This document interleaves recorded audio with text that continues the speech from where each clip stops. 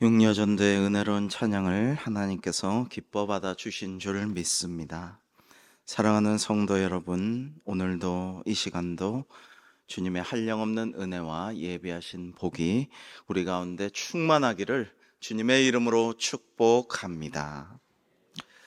오늘 아침에 우리 고 이강일 원로 장로님 위해서 그간 너무나 많이 기도해 주신 성도님들께 감사하고 또 너무나도 은혜로운 천국 환송 예배 잘 치러주셔서 감사하다고 유족 여러분들이 찾아오셔서 또 인사를 하셨는데요. 훌륭하신 우리 고 이광빈 장로님 생각도 계속 나고, 훌륭하신 우리 엄영수 원로 목사님 생각도 많이 나는 그런 때였습니다마는, 여러분이 오는 주일이 종교개혁 주일입니다. 믿음의 선진들의 헌신과 희생으로 우리가 여기까지 왔습니다. 그러나 그 믿음의 선진들의 꿈이 다 이루어지는 건 아니거든요. 열심히 분투 노력하고 눈물 흘리고 기도하고 헌신하였지만 당대에 이게 다 이루어지는 게 아니에요. 그런데 그것을 우리가 훌륭한 믿음의 선진들을 기리며 신앙생활을 잘 해나가고, 또 선대에 못다 이룬 꿈들을 우리가 이루고 또 다음 세대가 계속 우리의 꿈을 이루어 나가는 것이 우리의 사명이다 라는 생각을 다시 한번 다짐해 봅니다. 참고로 말씀드리면 황매란 사모님은 지난 15일에 홍천 집은 이제 파시고 아드님과 합치셔서 서울에서 사시게 되었습니다. 그래서 혼자 계셔서 걱정하시는 분들이 많아서 이제 아드님과 합쳐서 생활하시게 되었고요. 좀 찾아뵙겠다고 하였더니 좀 정리되면 오라고 하셨는데, 또 이제 이번에 윤민숙 권사님 좀 만나서 오셔서 위로하시고 좀 같이 시간을 좀 보내고 또 가셨고요. 우리 성도님들께 합쳐서 이제 지내니까 너무 걱정하지 마시라고 저랑 그렇게 연락을 주고 받았습니다. 계속 기도해 주시면 감사하겠습니다. 오늘은 이번 주일이 종교개혁 주일인데요. 루터에 앞선 종교개혁자, 위대한 종교개혁자인 얀 후스 이야기를 좀 우리가 많이 좀 나눠보고자 합니다. 1372년에 유럽의 작은 나라 보헤미아, 옛날에 보헤미아의 방랑자 시인들 이야기가 많았는데, 유럽의 집시, 그런 집시의 고장인 보헤미아, 오늘날 체코입니다. 그 남쪽에 작은 마을 가난한 가정에서 한 아들이 태어났습니다. 매우 총명했던 이 아이는 교회에서 열심히 공부하면서 배움의 기회를 얻었는데요. 하루는 이 아이가 일찍부터 이렇게 한글을 알아요. 이번에도 참 우리 어린 재윤이가 나이도 어린데 그 마지막 화장터에서 이광일 장로라고 써 있는데 장로가 뭐야 이렇게 물어봐서 교회를 잘 섬기고 헌신한 지도자, 모범이 되시는 교회 지도자셔. 그런 분이 장로님이야. 할아버지가 그런 장로님이셨어 라고 설명을 해주니까 끄덕끄덕 하더라고요. 글자를 벌써 잘 아는 거죠, 한글을. 그래서 참 기특하고, 이번 세대통합선교위원회도 그랬지만은 이런 것들을 보면서 우리 어린 손주들이, 다음 세대들이 자연스럽게 교회가 무엇인가, 직분이 무엇인가, 섬김이 무엇인가, 이런 것들을 배우겠구나, 이런 생각을 하였습니다. 근데 이 어린 아이가 하루는 난로 옆에 앉아 순교자들의 고통당하면서도 믿음의 절조를 지켰던 이야기들을 읽다가, 아주 어린 아이인데 그의 손을 옆에 있는 벽난로 속으로 쑥 집어넣고 대고 있는 거예요. 손이 타들어가죠. 칙 소리가 나고 화상을 입고, 그래 어머니가 뛰어와가지고 얼른 아들을 끌어당기고 손을 막 털면서 아니 무슨 짓이냐, 그러자 놀란 어머니를 향해 이 아들은 담담하게 이렇게 말했습니다. 엄마, 나는 나중에 신앙의 정조를 지키기 위해서 고문을 당하면 얼마나 견딜 수 있는지 좀 시험해 본 것뿐이야. 이렇게 대답을 했다고 합니다. 이 아이는 사제가 되기를 원했어요. 그래서 성가대에서 열심히 찬양하고 봉사하며 교회에서 열심히 지식을 얻고 배운 덕분에 프라하에 있는 좋은 대학에 들어갔고 신부가 되었으며 교수가 되었습니다. 그의 강의는 당시 지식인들, 개혁적인 이들의 열렬한 지지와 환영을 받아 마침내 그 대학의 학장 자리에까지 오르게 되었습니다. 그가 34살밖에 되지 않았던 때입니다. 이 사람의 이름이 얀 후스입니다. 위대한 종교개혁자, 루터 이전에 가장 중요한 종교개혁자입니다. 얼마 후 얀 후스는 프라하에 있는 베들레헴 성당의 주임 신부로 임명되었습니다. 이번에 저희가 가서 그 모든 유적들을 답사하고 기도하는 시간을 가졌는데요. 참 은혜롭더군요. 근데 이 베들레헴 성당이라는 아름다운 대성당에서 라틴어 대신 모국어로 설교하고 기도하며 예배를 인도했습니다. 당시에는 라틴어로만 신부들이, 사제들이 예배를 집례하고 인도하고 뭐라고 잘 알아들을 수 없는, 아니 아무도 못 알아듣죠. 고대 로마 제국의 언어입니다. 이걸 가지고 기도하고 할 때에 와, 거룩하다, 우리 신부님 사제님 대단하다, 성스럽다, 신령하다 생각은 했지만 아무 얘기 못 알아듣는 거예요. 그런데 체코어로 기도하고 예배를 인도했습니다. 그러니까 얼마나 좋았겠어요. 알아들을 수 있는 우리의 언어로 예배를 인도하는 이 교수님, 이 신부님이 너무 감사해서 많은 사람들이 베들레헴 성당에 가서 예배를 드렸습니다. 여러분, 우리가 유럽 여행을 가면 개신교회는 안 그렇지만은 이 대성당 로마 가톨릭 교회들을 가면 성상이 입구부터 가득합니다. 안에도 승천하지 아니하시고 그대로 십자가에 못 박혀서 고난당하시는 예수님의 성상이 있고요. 성모 마리아 상이 있고요. 그 도시가 배출한, 이번에 프랑스에선 잔다르크 성상도 봤고요. 많은 성인들의 상이 있습니다. 성상, 조각이죠. 그 다음에 스테인드 글라스가 아름답게 햇빛을 비치면서 많은 것들을 얘기해 줄 뿐만 아니라 이렇게 벽면에 쫙 둘러서, 전부 다 둘러서 성화가 가득합니다. 그것은 이제 문맹인 사람들이 대부분이었기 때문에 그걸 보고 은혜 받고 성경 이야기를 깨달으라라는 교훈적인 목적도 있는 것이지만은, 보다 근본적인 문제는 자국어로 설교하지 않고 예배 인도하지 않고 기도하지 않고 집례하지 않고 라틴어로만 사제가 하니까 성경 말씀을 알 수가 있어야죠. 그러니까 그림만 보는 거예요. 그냥 지지난주에 봤던 그런 조각, 그림 이런 것들로 천국과 지옥에 대해 교훈을 얻고 그러는 거예요. 그러나 이 얀 후스는 이건 아니다, 이건 있을 수 없는 일이다. 그러면서 얀 후스는 제가 앞서 설교드렸던 영국의 존 위클리프의 저서들, 옥스퍼드 대학의 신학 박사였고 궁정사제였던 존 위클리프의 사제의 말보다, 교황의 말보다, 어떤 교회의 이야기보다는 성경 말씀 그대로 우리는 가르쳐야 한다. 하나님 말씀, 성경 말씀이 가장 중요하고 우리 신앙의 기본이다. 성경 말씀을 세계 모든 언어로 번역해서 성도들이 자국어로 직접 하나님의 말씀, 예수님의 복음을 들을 수 있도록 해야 한다라고 주장한 위클리프, 당시 이단시하고 가톨릭 교회나 세속에서 위험하다고 불순분자라고 하고 굉장히 멀리하고 박해했던 위클리프의 저서를 열심히 탐독하고 그것을 전했어요. 세상에, 대학에, 또 성당에서 전했습니다. 얀 후스는 우리는 우리 자신의 말로, 자국어로, 모국어로 하나님께 기도를 드려야 합니다. 예배해야 됩니다. 오직 성경 바른 예배와 기도를 우리의 말로 우리가 알고 깨달아서 드려야 됩니다라는 게 얀 후스의 신념이었고 꿈이었어요.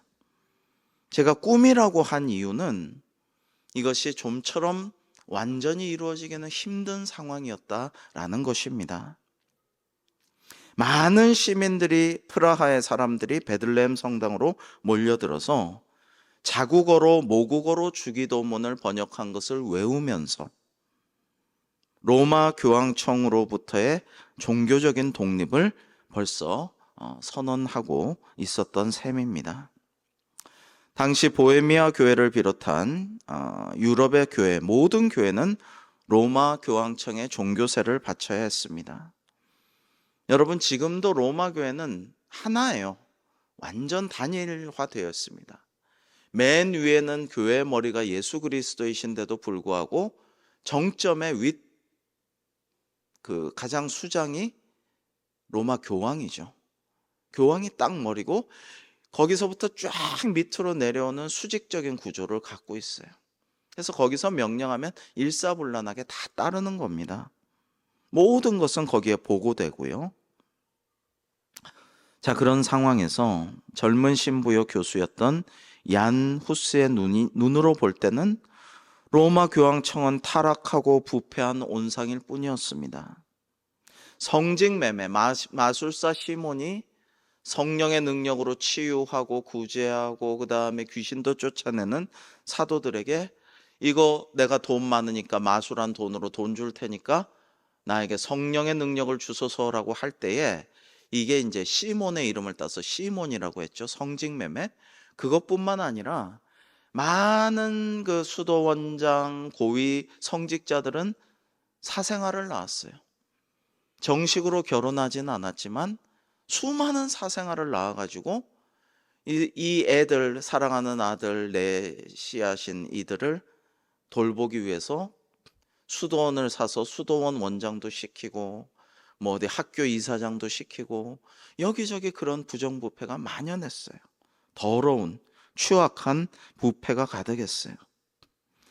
따라서 얀 후스의 눈에는 왜 우리가 저런 로마 교황청에 종교세를 바치고 예수 그리스도가 교회의 머리이신데 교황만 받들고 교회가 시키면 시킨 대로 불의한 거 부정하고 옳지 않은 것도 따라야 하는가 이해할 수 없어서 결국에는 로마 교황청을 비판하는 설교를 하게 됩니다. 의를 위해 핍박받는 길을 선택한 것이죠. 이거를 당시 상황을 한자성어로 하자면 당랑거철이라고 합니다. 당랑은 사마귀죠. 이 사마귀가 큰 수레를 보고 내가 곤충 중에서 뭐 최고 센데 웬만한 벌레들은 거미고 뭐고 내가 다 무찌르고 내가 다 잡아먹는데 저쪽에서 수레가 온단 말이에요. 요놈 내가 길 안 비킬 거야. 내가 물리칠 거야. 내가 거꾸로 틀릴 거야 하고 확 덤비다가 이제 깔려 죽는 거죠. 말하자면은 되지도 않는 상황이라는 거죠. 너무나 힘의 차이가 크다는 거죠. 그러나 얀 후스는 하나님의 말씀대로 설교하고 말씀대로 기도하고 말씀대로 예배하는 교회를 꿈꿨어요. 온 세상이 그렇게 되기를 원했어요. 그것이 그의 꿈이었습니다. 예전에 이 베토벤 바이러스란 드라마가 있었습니다. 여러분 보신 적 있나요? 저는 이게 가만 보니까 내용이 좋아서 띄엄띄엄 봤어요. 밤에 했던 기억인데 가끔 이게 시간이 되면 봤습니다. 내용이 좋더라고요. 반항아, 사회 부적응자들, 매우 고령인 뭐 이런 분들을 모아가지고 소위 세상에서 루저라고 패배자로 불리는 이들이 모여서 오케스트라를 꾸려서 하나의 멋진 음악을 연주해가는 과정을 담았습니다. 그런데 이 드라마의 마지막에 이 오케스트라가 가수 이적 씨가 만들고 인순이 씨도 부른 거위의 꿈이란 노래를 연주했습니다. 저는 이 드라마의 주제곡이 거위의 꿈이구나 이런 생각을 저 나름대로 했어요. 열심히 이거 드라마를 빠지지 않고 애청하던 목사님한테 내가 엊그제 보니까 이거 베토벤 바이러스의 주제는 거위의 꿈 같아요. 그랬더니 에이 아니야 그게 아니고 무슨 교향곡이야 뭐 이러시더라고요. 근데 저는 지금도 그렇게 생각해요. 거위의 꿈이란 노래는 참 감동적인 대중가요지만 노래를 많이 만드는 이적 씨가 만들었는데 또 인순이 씨가 리메이크해서 많이 히트를 쳤죠. 근데 히트 치고 말고를 떠나서 참 감동적인 노래라고 저는 생각합니다. 가사가 이래요. 난 꿈이 있었죠. 몇 개만 중요한 것만 말씀드리면 버려지고 찢겨 남루하여도 내 가슴 깊숙이 보물과 같이 간직했던 꿈. 늘 걱정하듯 말하죠. 헛된 꿈은 독이라고. 세상은 끝이 전해진 책처럼 이미 돌이킬 수 없는 현실이라고. 그래요. 난 꿈이 있어요. 그 꿈을 믿어요. 나를 지켜봐요. 저 차갑게 서 있는 운명이란 벽 앞에 당당히 마주칠 수 있어요. 언젠가 난 그 벽을 넘고서 저 하늘을 높이 날 수 있어요. 이 무거운 세상도 나를 묶을 순 없죠. 내 삶의 끝에서 나 웃을 그날을 함께해요 라고 노래합니다. 참 감동적이라고 생각합니다. 이 먼 옛날 이러한 거위의 꿈을 꾼 사람이 있어요. 그것이 바로 얀 후스 종교개혁자인데요. 여러분, 후스란 이름이 영어로는 구스입니다. 거위라는 뜻이에요. 조는 요한이죠. 요한, 예수님이 사랑하던 제자 요한의 이름을 가진 이 가문의 이름은 거위예요. 후스 가문은 구스, 거위라는 거예요. 어제 청남대 우리 수련회 은혜롭게 갔다 오셔서 오늘 구역장님들이 참 은혜롭고 너무 좋았다. 시간이 짧았다. 너무 다음에 빨리 또 가고 싶다 해주셔서 참 고마웠습니다만은 청남대에서 제가 저번에 딱 한 번 가보고 두 번째인데 이렇게 설명을 보는데 대통령들이 이렇게 영부인과 함께 산책할 때에 그 거위가 먹이를 주면 막 몰려들게 하기 위해서, 그림을 만들기 위해서. 원래 거위라는 게 뭐 잘 나는 새가 아니잖아요. 그럼에도 불구하고 앞에서 뭐 날아가면은 산통 깨진다, 별로 그림이 안 나온다, 사진 찍기도 그렇고 대통령님 신기가 좀 그러실 수 있다. 그래서 거위의 날개에 있는 큰 깃털은 다 제거했대요. 더 뛰어오르지 못하게 큰 힘줄 날개 속에 제거하고 다 일일이 그걸 뽑아놓고 이제 먹이를 주면은 닭처럼 그냥 와가지고 먹이를 쪼아 먹으면서 막 뒤뚱거리면서 돌아다니면은 이제 그림이 산다 이거죠. 그래서 야, 참 거위가 불쌍하다. 잘 날지도 못하는데 그나마 날개 속의 거를 막 뽑아갖고 더 못 날게 하다니 참 너무하다. 그냥 좀 자연스럽게 두면 얼마나 좋을까 이런 생각을 했는데요. 이렇게 마음껏 하늘을 날 수 없는 거위였지만 언젠가 하늘을 날고 비상할 꿈을 꾼다는 거예요. 포기하지 않고. 얀 후스, 요한 거위의 꿈도 그랬습니다. 이 요한 후스는요, 정말 열심히 하나님의 말씀 그대로 설교하고 모국어로 주기도문을 계속 같이 기도하고 모국어로 기도하고 집례하고 성경을 자꾸만 가르쳤어요.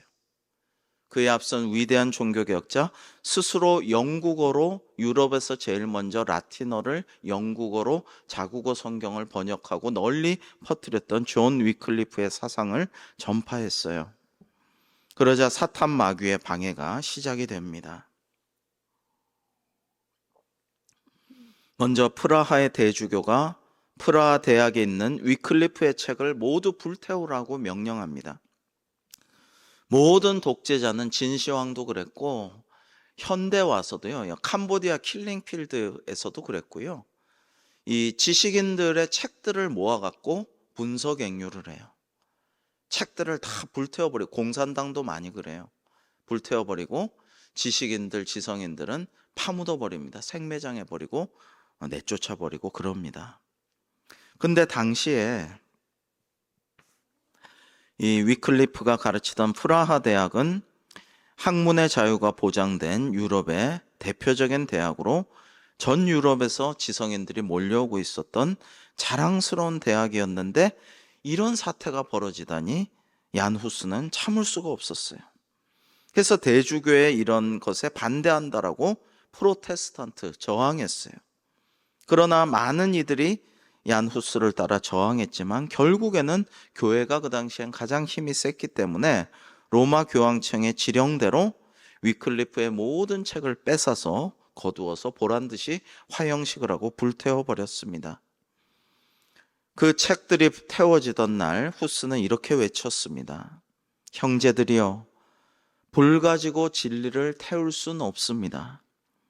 숨도 쉬지 않고 남에게 어떤 위해도 주지 않는 물건을 향해 화를 내는 것은 소인배들의 소치입니다.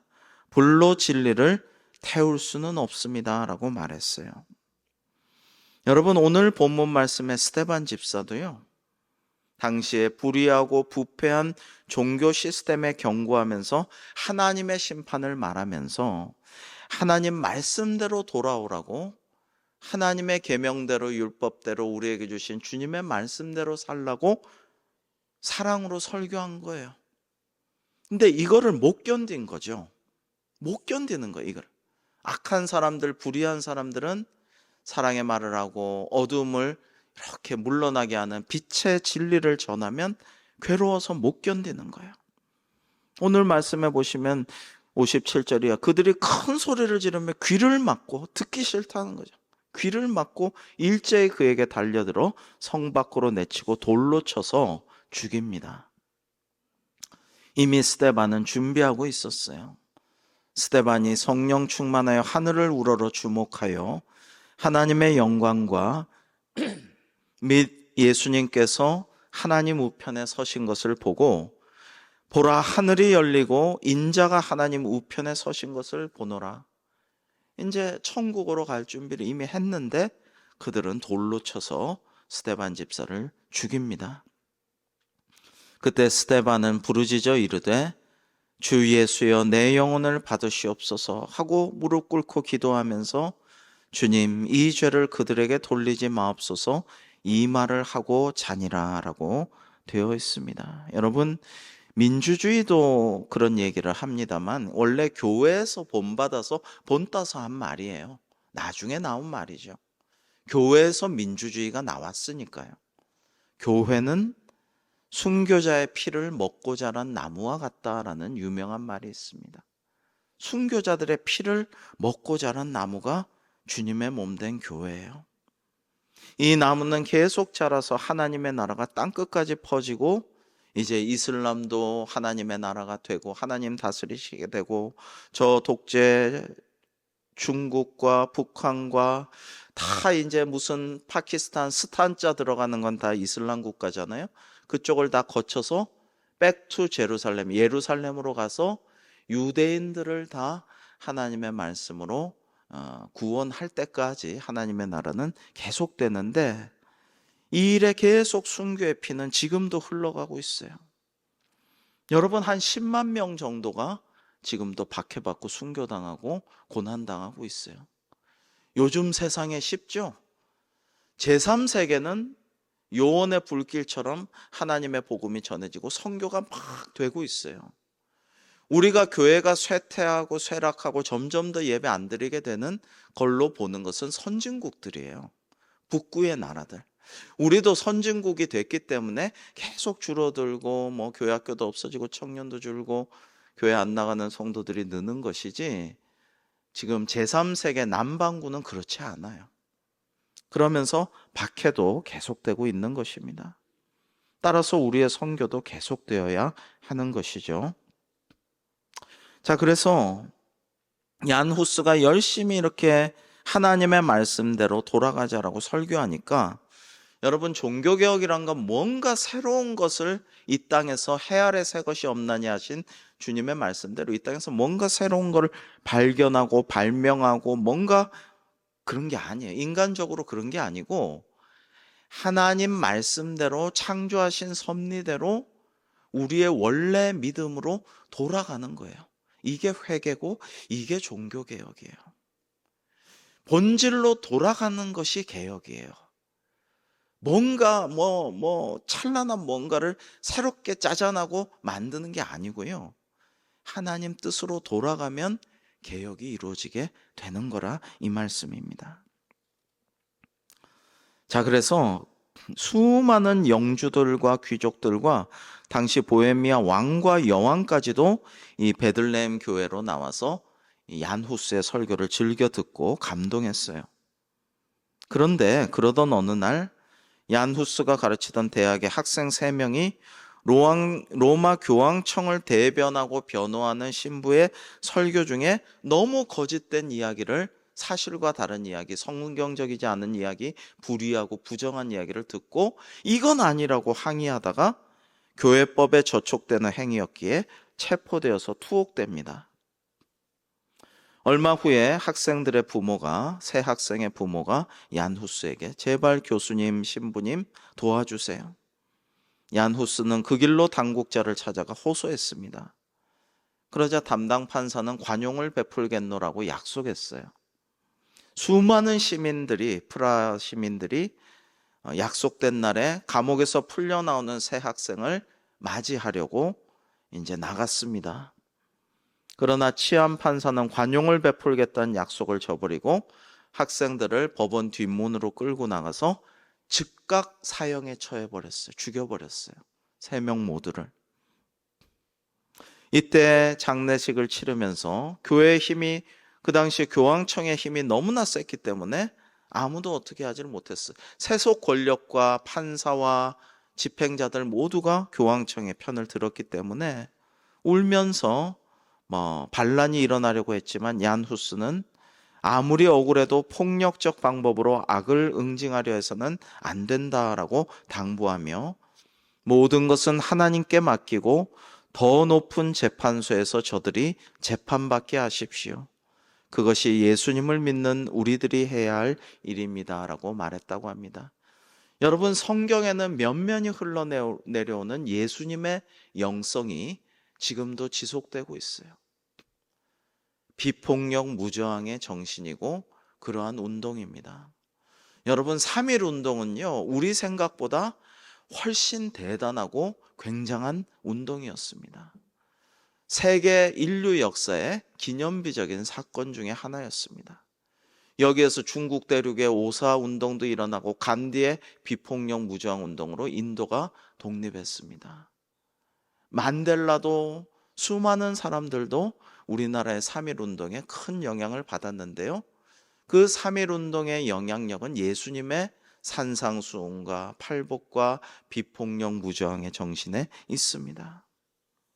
오늘도 스데반은 천군 천사가 주님을 보위하고 나쁜 놈들을 다 물리칠 수 있지만 주님이 하신 기도를 반복하듯이 스데반도 그렇게 합니다.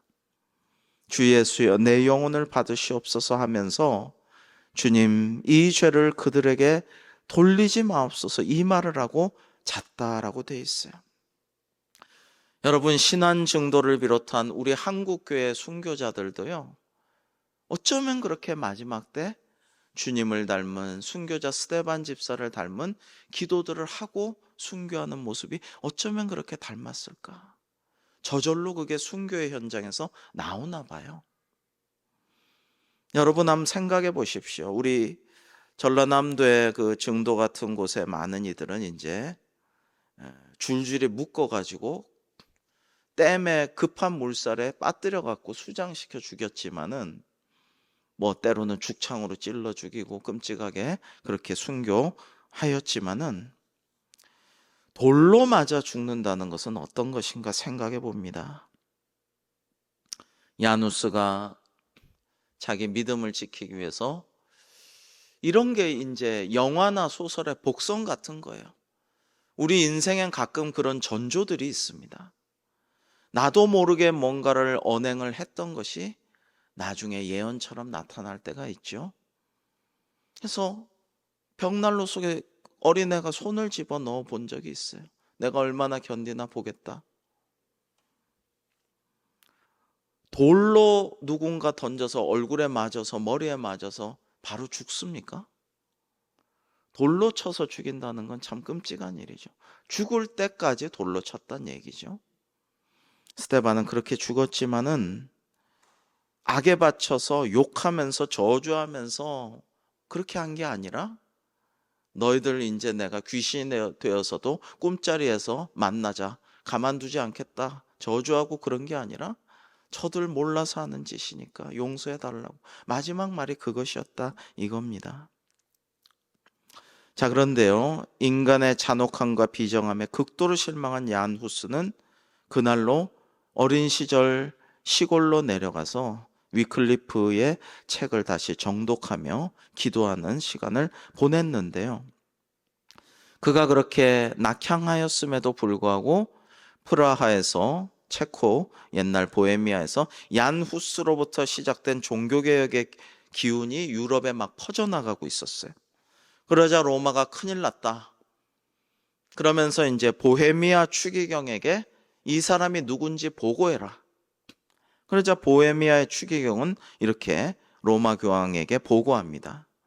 그의 행동은 엄격하고 근엄합니다. 그의 삶은 자기를 부인하며 살아야 할 성도의 표본입니다.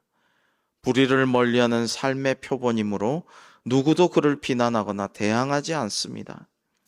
수려한 용모를 지닌 그를 모든 사람이 사랑하고 따릅니다. 특히 천한 사람들까지 구제하려고 애쓰는 그를 사람들은 성자라고 믿고 성자라고 부릅니다. 아주 객관적인 이야기를 전한 것뿐인데 성자라는 말이 걸린 거예요. 로마 교황 옳다 요거다. 성자, 성인이라는 말을 걸고 넘어지자. 이거 교황청에서 성자, 성인으로 인정도 안 했는데 성자라고? 이거는 이단이다. 여러분, 교황청에서 성인으로 만드는 요건들이 있어요. 여러 가지 요건들이 있습니다. 그 중에 하나는 기적을 베푸는 것이 증명되었다든지 이런 것들로 성인, 성녀로 나중에 추서를 하죠. 그런데 이거는 이단이다 하면서 막 이제 모함을 하고 걸고 넘어져 가지고 이제 그를 결국에는 로마 교황청이 파문합니다. 설교도 못하고 세례 줄 수도 없고 장례를 집례할 수도 없게 이 신부 교수를 파문해버려요. 친구들은 그를 당분간은 자제해라 했지만 어린 시절 자신의 신앙적 용기를 시험하려고 난로 불 속에 손을 집어넣었던 야누스는 이렇게 말합니다. 내가 설교하기를 그만둔다면 나는 마지막 심판날의 죄인으로 서게 될 것입니다. 결코 그럴 수는 없습니다. 설령 설교를 하다가 화형을 당하게 된다 하더라도 나는 계속 설교할 것입니다. 여기서도 또 전조가 나오죠. 결국에는 얀 후스는 이단으로 억울하게 재판을 받고 화형장에 끌려가게 됩니다. 로마 교황청은 그를 이단죄로 스위스의 콘스탄스, 이번에도 가보았는데요. 스위스의 콘스탄스로 재판을 하게 합니다. 보헤미아 프라하에서 해야 되지만 보헤미아 사람들이, 프라하 시민들이 난동을 일으킬 것이 두려움으로 멀리 스위스로 가서 거기서 종교 재판을 합니다.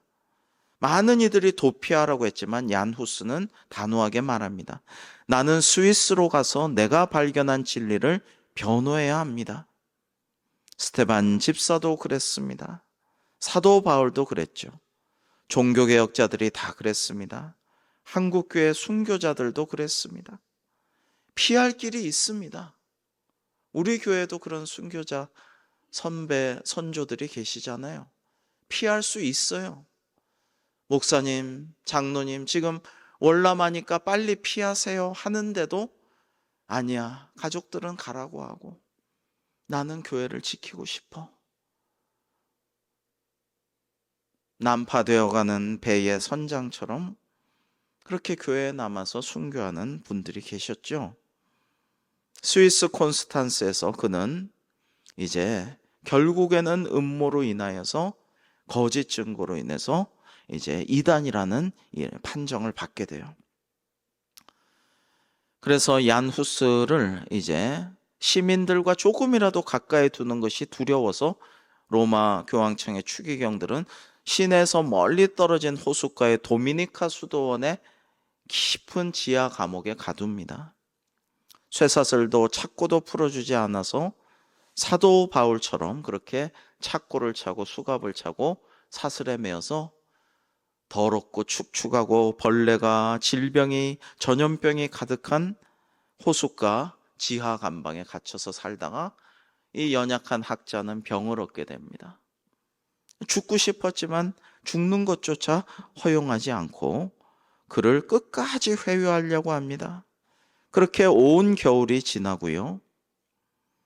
야누스는 그를 위로하러 오는 면회객들에게, 동료들에게 나는 내 양심에 조금도 상처를 입지 않고 내 조국으로 돌아가기를 기도하고 있습니다. 사랑하는 내 보헤미아 동포들이여, 나를 위해 기도해 주십시오. 나는 오직 주님의 말씀, 하나님의 말씀을 바로 전하기 위해 이 고통을 받고 있습니다. 라고 부탁을 하였다고 합니다. 마침내 재판장에 갔는데요. 죄를 확정짓고 형을 확정하기 위해서 갔을 때 놀랍게도 가장 절친했던 동료 친구 3명이 그를 고발하기 위해 와 있었습니다. 내부 고발자죠.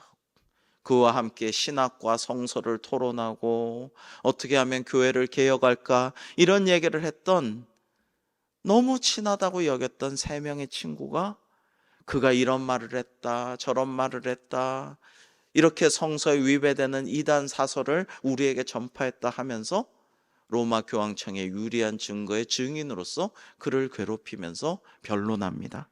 거짓 증인들이죠. 그러면서 끝까지 얀 후스 로마 교황청이 요구하는 문서에 잘못했다, 철회한다, 주장을 다 이제 깨뜨릴 테니까 용서해라, 여기에 서명하라고 계속 종용합니다. 왜냐하면 이 사람의 영향력이 너무 크기 때문에 로마 교황청은 회유를 원했던 것이죠. 여기에 서명만 하면 사면하고 복권하고 상당한 지위와 부귀를 보장하겠다라고 제안했지만 그때마다 얀 후스는 하나님의 이름을 불러 아뢰며 우리 주님 스데반 집사처럼 기도했다고 합니다. 아버지여, 저들을 용서하여 주옵소서. 자신들이 하는 일을 알지 못합니다. 라고 주님을 닮은, 또 스데반 집사를 닮은 기도를 했다라고 합니다. 결국 얀 후스는 이단자로서 화형을 받게 됩니다. 처형받던 날에 후스는 이렇게 말했습니다. 주님께서 쓰신 가시면류관은 이것보다 훨씬 더 무겁고 고통스러웠을 것입니다.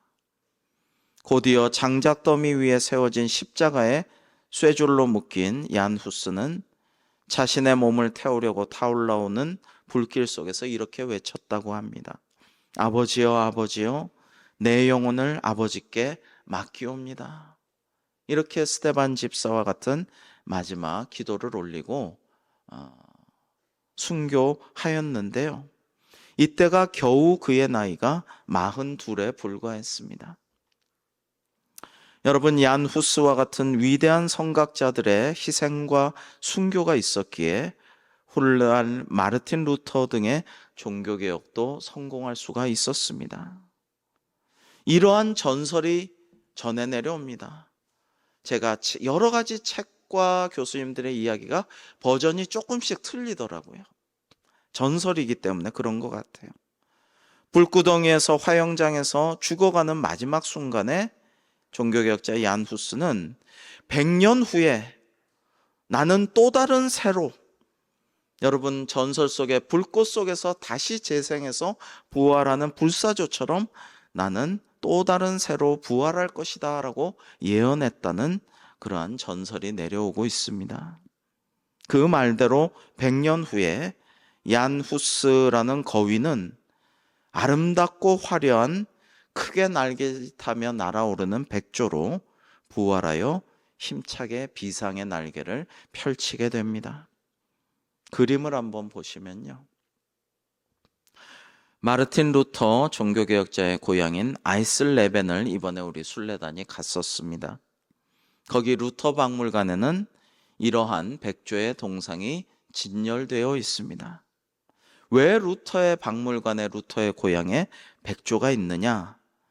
100년 전 종교개혁의 성배인 순교자 얀 후스의 예언이, 그의 거위의 꿈이 루터에게서 백조와 같이 이루어졌음을 의미하는 것입니다.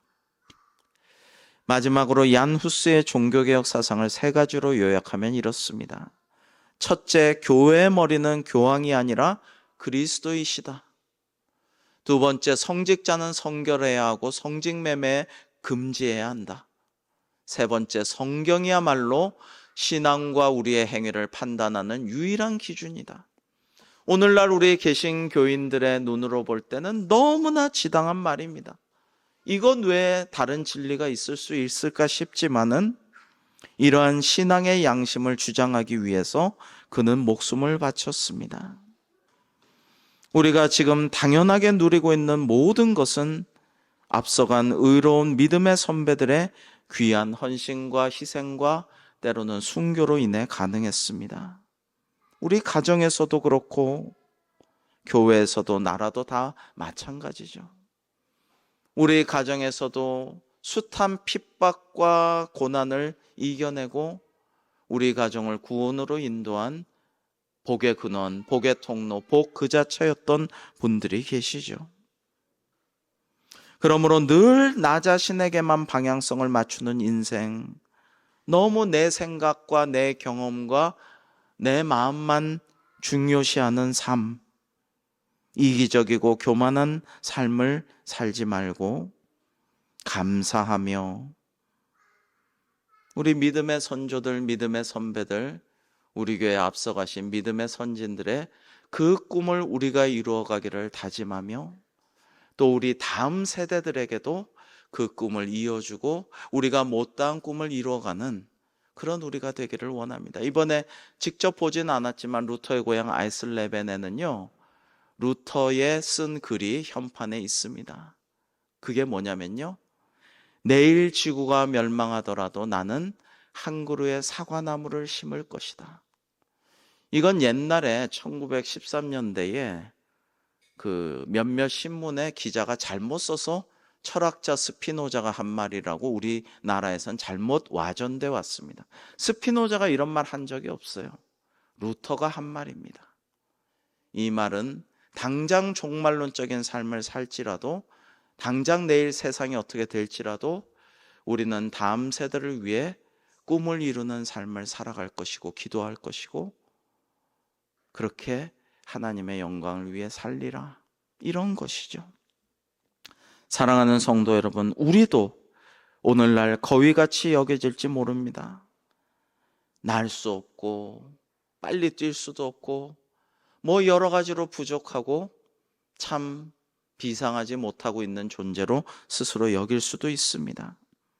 그러나 우리가 얀 후스와 같은 거위의 꿈을 계속해서 꾸어간다면 언젠가는 주님의 때, 혹시 당대가 아니더라도 주님의 방식으로 우리의 꿈을 피어나게 하시고 꽃피고 열매 맺게 하시고 하나님의 나라가 우리 다음 세대는 더욱더 확장되어서 기뻐하고 즐거워하는 우리 대광교회가 또 우리 사회가 될 줄로 믿습니다.